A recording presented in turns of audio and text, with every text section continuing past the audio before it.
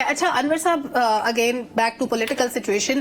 آج سیاست کی بساط ہم دیکھتے ہیں بالکل پلٹ چکی ہے. ابھی ریشو ڈفرینٹ ہو چکا ہے. ساری چیزیں نون لیگ کے فیور میں ہیں، لیکن دو بڑی پولیٹیکل پارٹیز جن کو یہ باتیں پسند نہیں ہیں، ایک تو پی ٹی آئی کو، ایک پیپلز پارٹی کو. اگر یہ خود اقتدار میں اس طریقے سے آتے تو ٹھیک تھا، لیکن ابھی بظاہر یہ لوگ ناراض ہیں. اب کسی بھی طرح لوگوں کو اپنے ساتھ ملانے کا جو یہ سارا پروسیس ہے، کیا حکومت میں آتے آتے نون لیگ اپنے لیے مسائل کھڑے کر لے گی، اپنا امیج خراب کر لے گی؟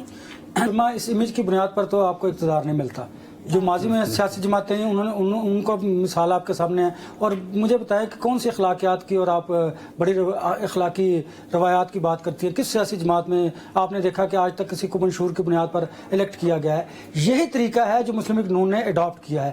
اسی طریقے سے وہ اقتدار میں آئیں گے. اسی طریقے سے کیسا ٹوٹا پھوٹا پی ٹی آئی کا ایک منشور تو تھا جس پہ عمل درآمد نہیں ہوا. لوگ تو اسی سے امپریس ہوتے تھے نا. 1 کروڑ نوکریاں، 50,000 پتہ نہیں کتنے گھر. وہ کیوں امپریس ہوتے تھے؟ ان کو فرسٹ ٹائم لی تھی حکومت میں، پہلی مرتبہ آئے تھے، ایکسپوز ہوئے نا، ایکسپوز ہو گئے. اس سے پہلے آپ جو سیاسی جماعتوں کی بات کرتی ہے جو حکومت میں آئیں، ان کے بھی منشور تھے. منشور پر عمل درآمد نہیں ہوتا.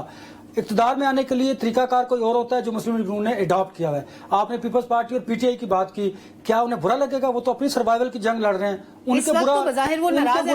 لیول پلینگ فیلڈ، امپائر کو ساتھ ملا کے کھیلنا، ایک دوسرے پر الزامات لگاتے ہیں. ان کے برا لگنے کی یا اچھا لگنے کی کہ اقتدار حاصل کرنا آپ جس ووٹ بینک تو ان کا ہے نا. بہرحال ان کو اچھا لگے برا لگے میٹر تو کرتا ہے. نہیں، ڈیفینیٹلی وہ پولیٹیکل فورسز ہیں.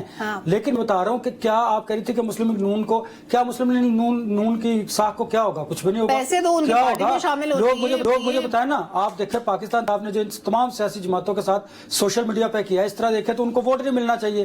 اگر آپ اس بیانیے کی بھی بات کریں، ہمارے ہاں یہ نہیں کہ آپ کو اعلیٰ اقدار کی وجہ سے، آپ کو منشور پر عمل درآمد کرنے کی وجہ سے، آپ کو ویلفیئر کی وجہ سے ووٹ تو کچھ نہ کچھ کسی حد تک مل جاتے ہیں، لیکن اقتدار میں آنے کے لیے آپ کو کوئی اور سیڑھی چڑھنی پڑتی ہے جو مسلم لیگ نون چڑھ چکی ہے. اور جو دو جو سیاسی جماعتیں ہیں وہ چاری اس لیے وہ لیول پلینگ فیلڈ کی بات کر رہے ہیں. انور رضا، یہ جو پی ٹی آئی کے لوگ ہیں، یہ پتہ کیا کہتے ہیں؟ ہم نے 25 لاکھ نوکریاں دی تھی، 10 لاکھ نوکریاں جو ہے پی ڈی ایم نے ختم کر دی. حکومت میں آنے کے بعد ان کو نکال دیا. اچھا دیکھیں نا، ان نوکریوں کی آپ بات کریں نا، پی ڈی ایم کی، چلے ہم اس پہ بات کرتے ہیں.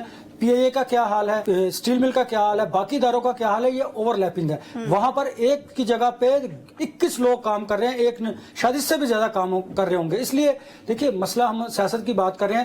اب تک پاکستان مسلم لیگ نون جس طرح کا پلان تھا اس کے مطابق کام کر رہی ہے، اس کے مطابق انہیں کامیابی مل رہی ہے. ایم کیو ایم کے بعد آج بلوچستان میں آپ نے دیکھ لیا، اس کے بعد اب کے پی کے میں بھی دیکھ لیں گے، اور اس کے بعد پنجاب میں جو کچھ رہا وہ بھی. یعنی الیکشن آنے تک چیزیں ساری نون لیگ کے ہاتھ میں ہوں گی. نہیں دیکھیں آپ مجھے بتائیں،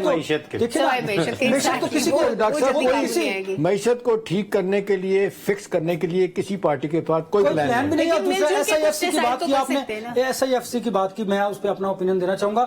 آپ دیکھ لیجئے گا وہ کنٹینیوٹی آف پالیسیز ہے نا، وہ رہے گا. وہ جب گورنمنٹ مخلوط حکومت بھی ہوگی نا، وہ رہے گا. کیوں رہے گی؟ ان کی پالیسیز وہ کیوں رہیں گے؟ کیونکہ اسٹیبلش آن کیا اور انہوں نے پرفارم کر کے بتایا. آپ کے نامساعد حالات میں بھی اکانومی کو مسائل سے حل نہیں ہوئے، انہوں نے ان کو حل کر کے دکھایا. بالکل ٹھیک ہے.